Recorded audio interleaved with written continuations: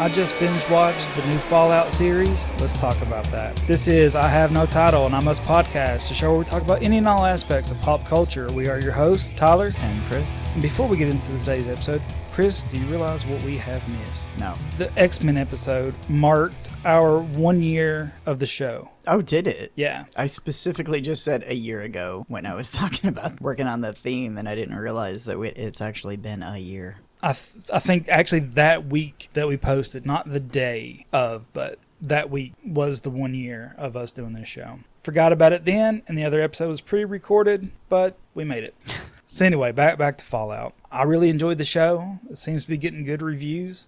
I have played the Fallout games, but I'm not super well versed in the lore, so I don't know how close it sticks to that. What do you know of the Fallout lore from the video game? Well, I know the vaults were designed to protect people and essentially rebuild after a nuclear fallout. And you got different factions from the surface world because it didn't completely end the world, just really screwed it up. But I think, as far as I can tell, they're staying true to the lore, but this isn't following any of the stories from the games. It's its own story.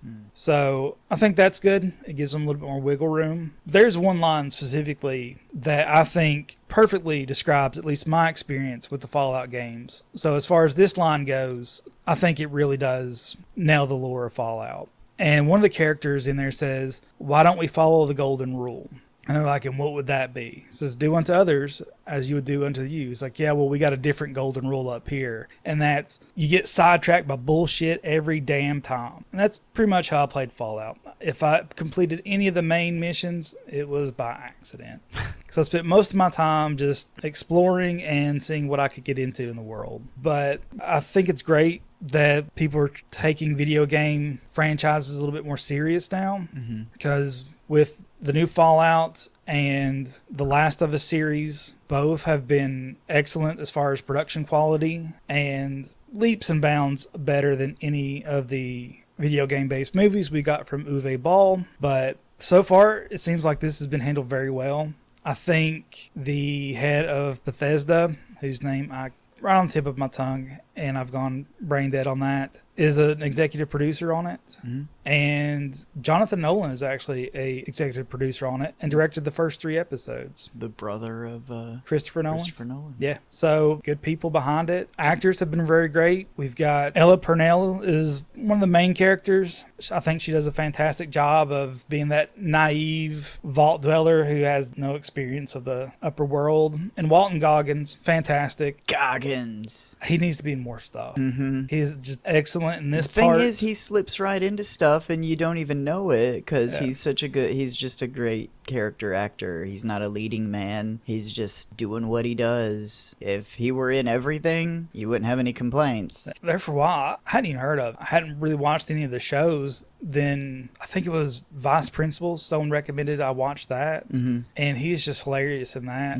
And so, yeah, I became a fan. And he does excellent in this role. And I think he even said that he didn't think the role that would get him noticed would be the role of Sexy Ghoul in Fallout series. But he plays it well because he kind of bounces back and forth with his character from who he was before the blast and what he has become after. Because the apocalyptic scene is 200 years or so after they drop bombs. And his character, because he turned into a ghoul, has survived through all of that. Like, he was on the surface when the bombs hit. And so we get to follow his story and kind of get flashbacks of where he's at and where he's come from to put pieces together of where we're going. So you have not seen it yet, correct? No, nor have I played the game. Well, if you want to get lost and waste a lot of time, yeah, definitely pick up New Vegas. So is the video game, there's several video games, right? Yes. Okay. So are they all loosely connected, actually connected, and are they all around the same time period or era? I know the first 2 was a different company. Actually, the first several. There's 1 and 2, and then a couple spin-offs. I've not really played those, so I'm not entirely sure. Then Bethesda picked it up, and I think they follow like the same universe, roughly the same timeline, but they're not direct continuations. It's more the characters you're following in like different places in the apocalypse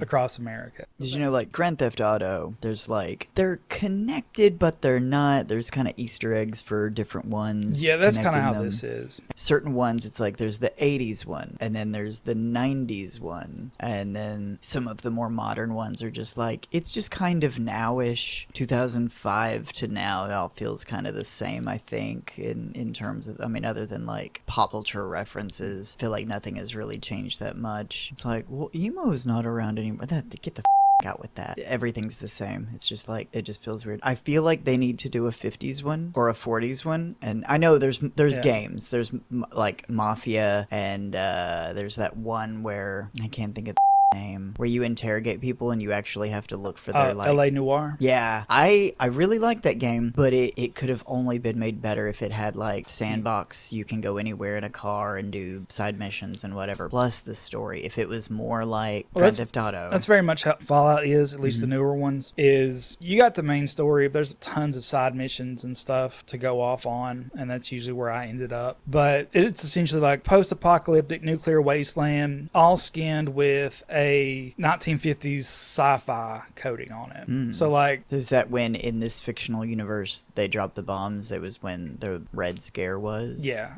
Yeah, it's pretty much the premise of Fallout is, what if it wasn't a Cold War? Like, what if we were actually at war with the Russia? So you've got, obviously, like, again, sci-fi coding, things that we didn't have in the 50s, but it all has that kind of what if kind of retro flair to it all. And like all the music that's played is stuff from like the 50s and so on. But it's like they had like robots and stuff that we even don't have now, but it's like, what if we did? Interesting. And then kind of everything else is ramshackle, like what if we just threw it together? But so kind of like Adventure Time. Yeah, Adventure Time if it was 1950s retro America and not fantasy, but a lot of the same kind of beats. So anybody who is into Adventure Time might be into this. Yeah, it's like the dark adult version of it. The only complaint I've seen about this online is some people are thinking, because of events in the show, that the timeline of New Vegas isn't canon anymore. But I think they've gone on record saying that it is canon, so everyone needs to calm down. Interesting. Okay. So this is canon to the games. Like, you can play the games, watch those storylines, and this TV show is actually in the same universe as the games, and they're the same. Yeah, thing. Essentially it's the same universe, just a different story. Because I know Ella Purnell said that when she was preparing for her character that she didn't have to play the game, that's what they said, but she did anyway.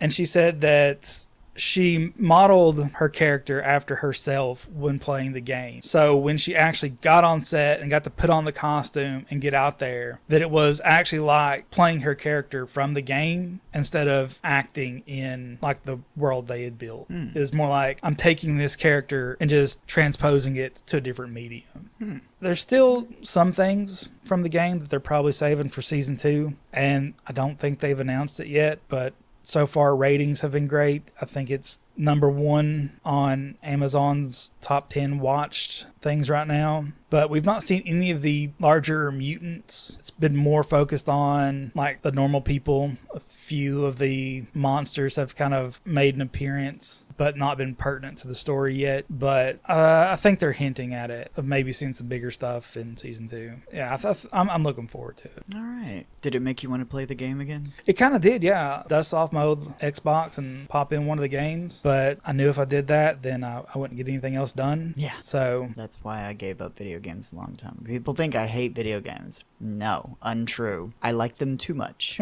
It's as if I'm an alcoholic. Like, yo, you think I don't like alcohol? No, I love it. I just can't have it anymore. So, I'm not an alcoholic, but I am a video game addict. And I think it's easy. It's the easiest thing. If you like video games any at all, it's the easiest thing to be an addict of, because you get lost in it. And I think the dopamine reward system in your brain. I think video games can be more addictive than gambling, because like if you're bad at gambling, you're just losing, and you know that you're losing, and then there's like this, I have to win back something. There's just this sense of urgency, but it's based around fear and shame. With video games, there's no like, no worry, you just hit reset and start over. If you're playing badly, or find a video game that like is easy enough to play, you just play it, and then you look up and it's 5 hours later. Especially if you're someone who likes cinematic universes or gets really into books, this is even better because now you're part of it. You're interacting with it. Yeah. So I avoided doing that. I do have a Fallout board game. Might have to dust that off.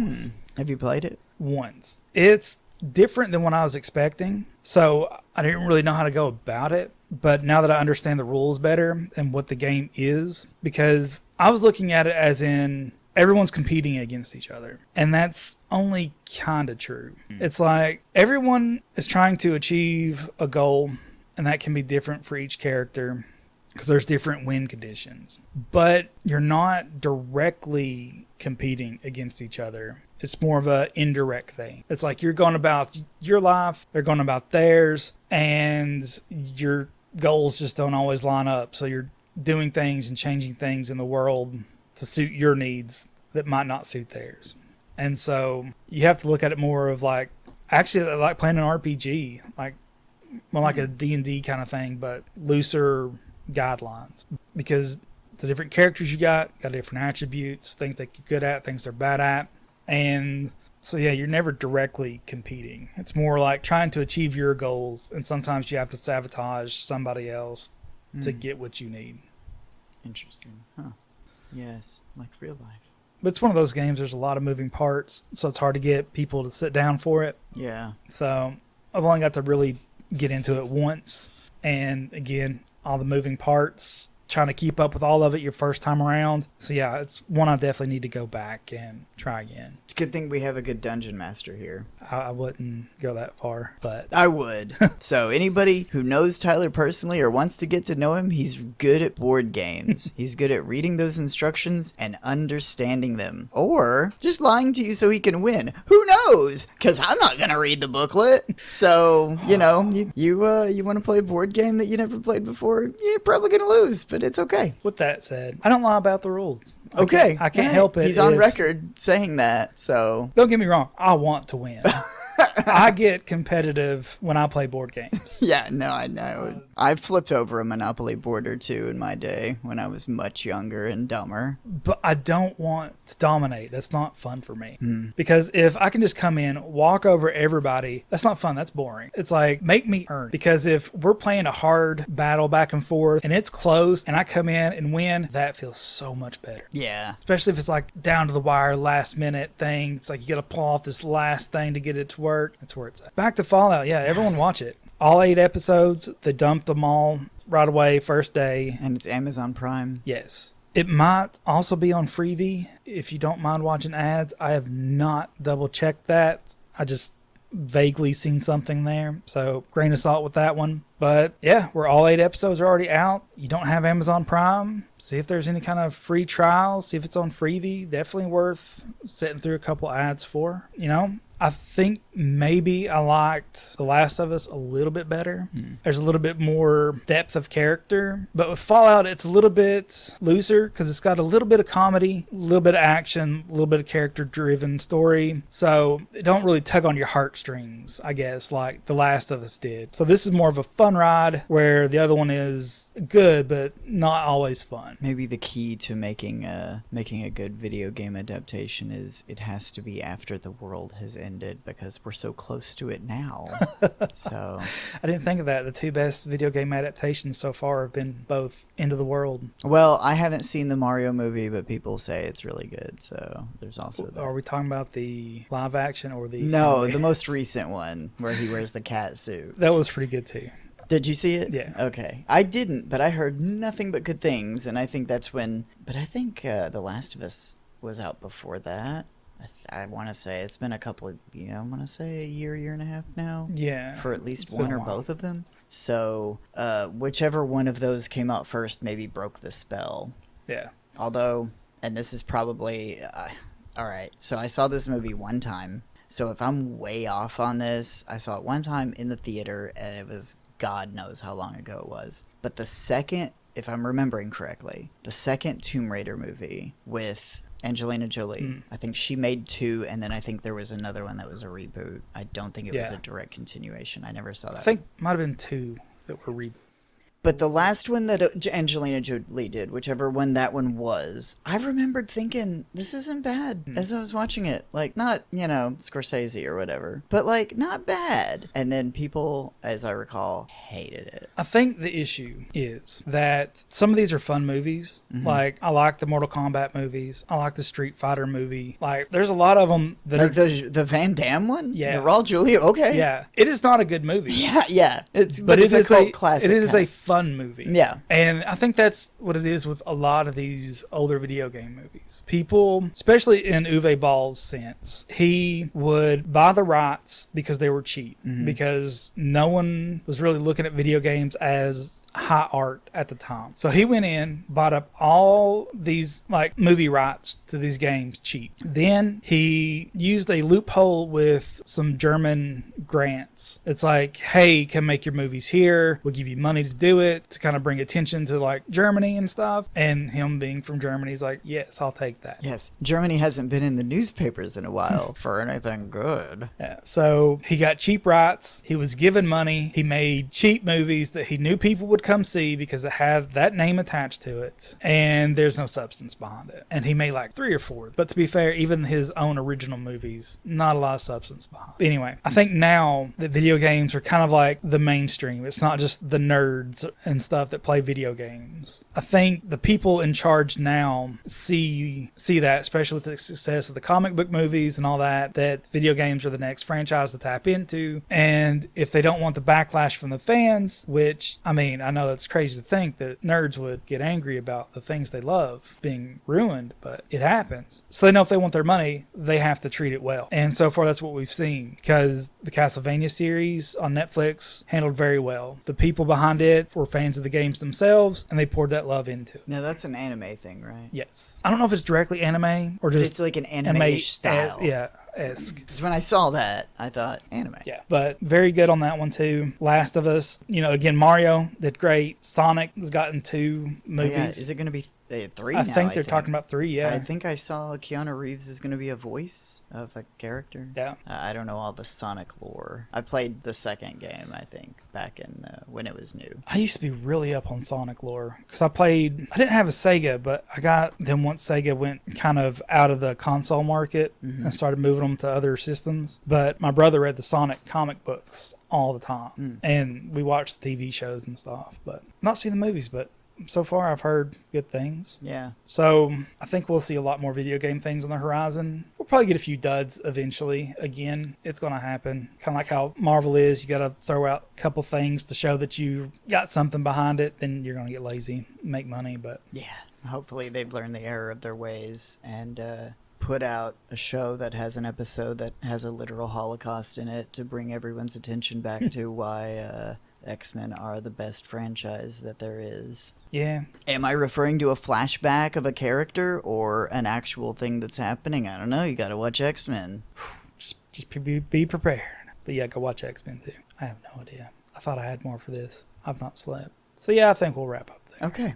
We'll call this a short episode. Go watch Fallout. I don't want to go too much into it because I don't want to spoil it. It's good. Go watch it. Plus, it's all out, so yeah, avoid spoilers. And I didn't look at a lot of it going in beforehand. I didn't know how they were going to handle it. Was it going to be another cash grab? But so far, no, it doesn't seem like it. Looks pretty good. If you stayed with this far, thank you. Be sure to give a little like and subscribe. Follow us on social media. We're on Facebook and Instagram. We'll leave links in the description below. And until next time, see you.